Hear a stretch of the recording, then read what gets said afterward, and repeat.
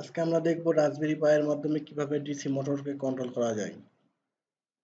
তো DC motor কেন control করার প্রয়োজন হতে পারে আমাদের? সাপোজ আমরা কোনো রোবোটিক্স কার অথবা রোবোটিক্স হ্যান্ড অথবা রোবোটিক্স যে কোনো কাজ করতে যাই তখন আমাদের মোটরকে কন্ট্রোল করার প্রয়োজন হয়।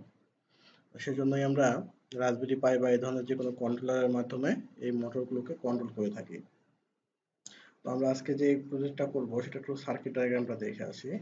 এটা হচ্ছে আজকের প্রজেক্টের motor driving control using raspberry পাইয়ের সার্কিট ডায়াগ্রাম।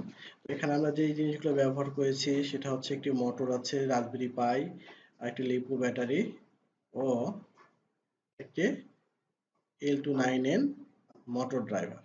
ওকে, তো আমি প্রথমে মোটর ড্রাইভার সম্পর্কে বলি। মোটর ড্রাইভার এখানে দেখেন এই মোটর ড্রাইভার দিয়ে কিন্তু দুইটা মোটরকে ড্রাইভ করা যাবে, কিন্তু আমি এখানে ডেমনস্ট্রেট করার জন্য জাস্ট একটা মোটরকে দেখাইছি। আর মোটর ড্রাইভারের এই পাশ আর এই পাশে এই দুই পাশে আমরা ইয়াকে সংযুক্ত করব, মোটরকে সংযুক্ত করব এবং এইখানে এটাকে বলা হচ্ছে এনাবল পিন। তার মানে হচ্ছে এটা যদি হাই হয় তাহলে আমার সার্কিটটা এনাবল হবে অথবা সার্কিটটা এনাবল হবে না। ওকে, আর এই পাশে যে পিনগুলো আছে এগুলো পিন হচ্ছে সিগন্যাল পিন। তো আমি এখানে এই দুই জায়গাতে আমি দুটো সিগন্যাল পিন ব্যবহার করেছি। হ্যাঁ, এবং এই দুটো সিগন্যাল পিন কোথায় গেছে? জিপিআইও পিনে গেছে। জিপিআই হচ্ছে 20, সরি জিপিআই হচ্ছে 21, 20 এবং 16, 21, 20 এবং 16 নম্বরে গেছে। এবং এখানে হচ্ছে দেখেন 5 ভোল্ট, গ্রাউন্ড ভোল্ট, 12 ভোল্ট। আর আমরা সাধারণত যেহেতু মোটর ড্রাইভার চালাবো বা মোটর অপারেট করব, সেক্ষেত্রে আমরা এখানে 12 ভোল্ট ইউজ করছি। আর আরেকটা কথা বলে রাখি, এখানে কোনো সময় আপনারা কোনো কন্ট্রোলার থেকে, এটা হয় রাসবেরি পাই অথবা আদার্স কোনো কন্ট্রোলার থেকে, এখানে কোনো সময়ই পাওয়ার দিবেন না। অবশ্যই একটা এক্সট্রা পাওয়ার ইউজ করবেন। এক্ষেত্রে আমরা একটা লিপো ব্যাটারি ইউজ করেছি এবং লিপো ব্যাটারির যে 12 ভোল্টটা 12 ভোল্টে দিয়েছি এবং গ্রাউন্ডটা গ্রাউন্ডে দিয়েছি। এবং আরেকটা জিনিস ভালোভাবে লক্ষ্য রাখবেন, না হলে কিন্তু আপনার সার্কিটটা কাজ করবে না। সেটা হচ্ছে রাসবেরি পাই অথবা অন্য কোনো যে কোনো কন্ট্রোলারের সঙ্গে আপনার যে গ্রাউন্ড পিনটা আছে বা গ্রাউন্ড আছে সেটাকে আপনার এই ব্যাটারির সঙ্গে গ্রাউন্ডে যুক্ত করে দিতে হবে, না হলে আপনার কাজ নাও করতে পারে, প্রবলেম হতে পারে। ওকে, তাহলে আমরা তো সার্কিট ডায়াগ্রামটা বুঝলাম। এখন আমরা একটু কোডে চলে যাই, একটু কোড দেখি। আমি এখানে কোড তৈরি করেই রেখেছি। ওকে, তো প্রথমে আমরা যেটা করেছি সেটা হচ্ছে দুটা লাইব্রেরি ইম্পোর্ট করেছি। একটা হচ্ছে জিপিআই লাইব্রেরি এবং আরেকটা আছে টাইম। তো প্রথম যারা কাজ করবেন, যদি জিপিআই লাইব্রেরি আপনাদের ইনস্টল করা না থাকে তাহলে পিপ ইনস্টল জিপিআই এটা গুগলে সার্চ দিলেই এখান থেকে আপনি জিপিআই ইনস্টল করতে পারেন, অথবা আমার যে পূর্বের ভিডিওগুলো আছে সেখানে আমি দেখাই দিয়েছি কিভাবে এটা করতে হয়। এরপরে তিনটা ভেরিয়েবল নিয়েছি, একটা হচ্ছে এ, বি আর একটা হচ্ছে এনাবল। একটা হচ্ছে I A, L A, L B এবং আরেকটা হচ্ছে এনাবল পিন। এই যে এখানে দেখেন, একটা হচ্ছে ইনাবল পিন, একটা হচ্ছে এল এ, একটা হচ্ছে এল বি। ওকে, তো এল এটা হচ্ছে 21 নম্বর পিন এর সঙ্গে পিনকে ইয়া করেছি, ডিক্লেয়ার করেছি, এবং বিটাকে 20 নম্বর ডিক্লেয়ার করেছি এবং 16 নম্বরকে ডিক্লেয়ার করেছি হচ্ছে এনাবল পিন। এরপরে চলে আসি সেট আপে। আমি এখানে ফাংশন ক্রিয়েট করেছি, আপনার না করলেও সমস্যা নাই। তো আমি এখানে ফাংশন ক্রিয়েট করে কাজ করেছি। তো দেখেন এখানে জিপিআইও, এখানে আমি প্রথমে আগে যদি কোনো আমার সার্কিট ডায়াগ্রাম করা থাকে বা কোনো প্রোগ্রাম করা থাকে সেটাকে আমি ডিসেবল করে নিয়েছি। এরপরে আমি কি করেছি, পিন মোডটা সেট করেছি। আমরা জানি রাসবেরি পাইয়ের দুইটা পিন মোড আছে, একটা হচ্ছে বিসিএম, একটা হচ্ছে বোর্ড।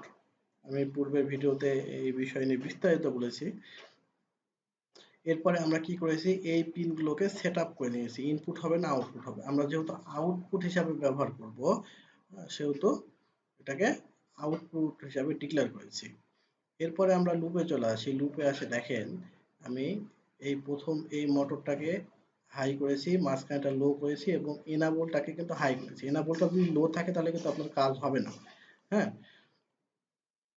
তো এখানে একটা পিন হাই করেছে, একটা পিন লো আছে এবং এনাবলটা হাই আছে। তার মানে আমার মোটর ফরওয়ার্ডে ঘুরবে। আবার দেখেন কিছু সময় পরে আমার কি হচ্ছে, এই মোটরটা অন, এই লাইনটা অফ হচ্ছে, মানে আইএটা অফ হচ্ছে এবং আইবিটা সরি এলবিটা হাই হচ্ছে। একই সাথে সাথে কিন্তু আমার এনাবল পিনটা হাই অবস্থায় আছে। তাহলে কি হচ্ছে, এখন আমার এটাকে ব্যাকওয়ার্ড আসছে এবং প্রিন্ট দেখাবে এখানে ব্যাকওয়ার্ড। ওকে, তো এরপরে কি হচ্ছে, এর 5 সেকেন্ড পরে আমার সবকিছুই লো হয়ে যাবে, লো হয়ে কি দেখাবে, স্টপ দেখাবে এবং এরপরে কি হবে, আমার সবকিছু ক্লিয়ার হয়ে যাবে। তো আজকে আপনার এটা হচ্ছে এখান থেকে প্রোগ্রামটা শুরুই হবে।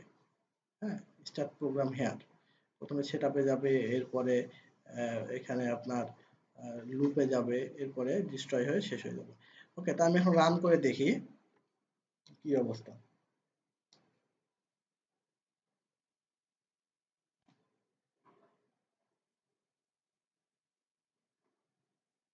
আমি রান করলাম, দেখুন দেখুন ফরওয়ার্ড হচ্ছে, ব্যাকওয়ার্ড স্টপ হয়ে গেল। হয়তো স্পিড অনেক বেশি সেজন্য বোঝা যাচ্ছে না, কিন্তু কাজ একবারে স্মুথ ঠিকভাবেই হচ্ছে।